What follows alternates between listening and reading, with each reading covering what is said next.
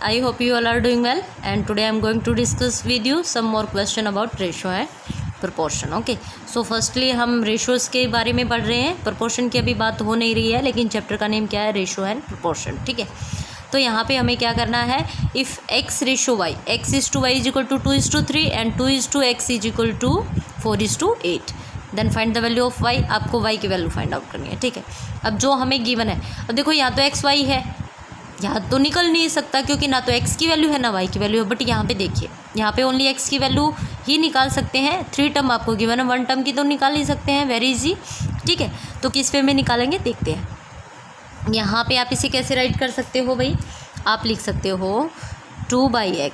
2:2 को क्या लिख सकते हैं, 2/x इज इक्वल टू 4/8. ऐसे राइट कर सकते हैं. जब भी आपके पास ऐसे क्वेश्चन आता है, आप क्रॉस मल्टीप्लाई करिए. क्रॉस मल्टीप्लाई करेंगे तो क्या आ जाएगा, 8 × 2 is equal to 4x. x क्या आ जाएगा, 8 × 2/4.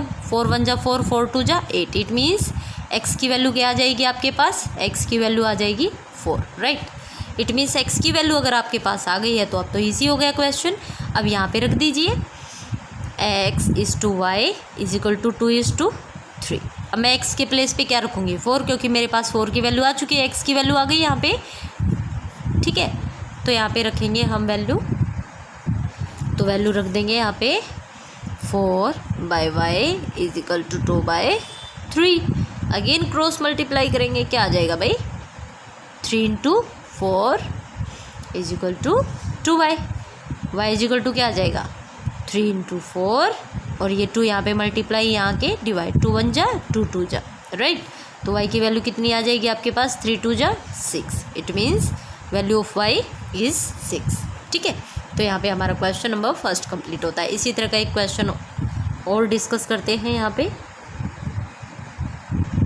देखो बेटे, यहाँ पे क्वेश्चन में क्या गिवन है, a/b is to 3:4 and b/c equal to 12:13.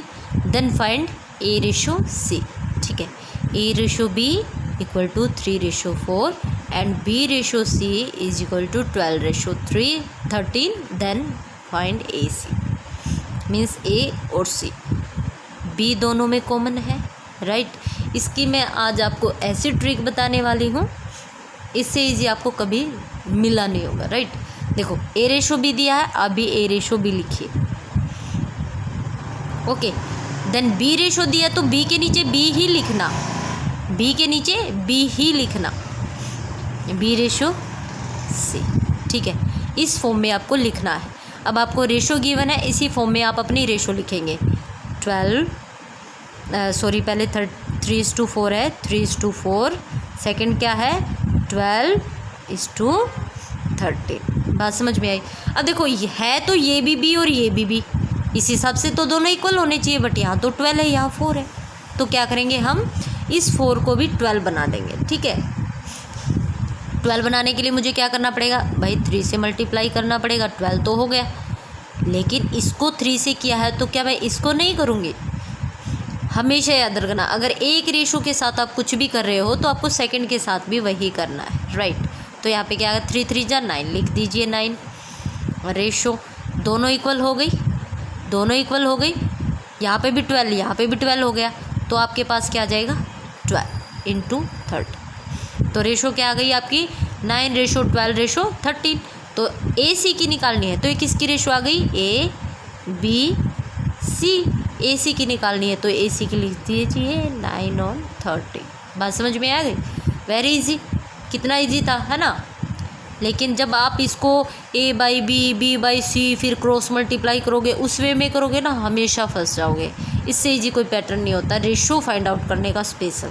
ठीक है, तो इसी वे में आपको करना है.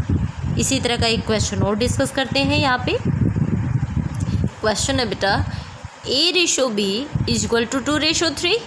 ठीक है, and b is to c equal to 4:5.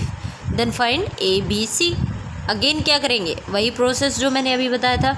a/b है, देन b/c ऐसे ही रखेंगे. Means 2:3 and 4:5. b के नीचे b की वैल्यू रखिए. यहाँ पे भी b की वैल्यू क्या है, b की वैल्यू 3 और यहाँ b की वैल्यू क्या है, 4. ठीक है, अब क्या करना है, दोनों ही डिफरेंट है, यहाँ 4 है यहाँ 3 है, तो क्या करेंगे, दोनों को एक दूसरे के नंबर से मल्टीप्लाई कर देंगे। यहाँ 3 से मल्टीप्लाई कर देंगे तो यहाँ भी 3 से करना पड़ेगा भाई, यहाँ 4 से कर देंगे तो यहाँ भी 4 से करना पड़ेगा, राइट।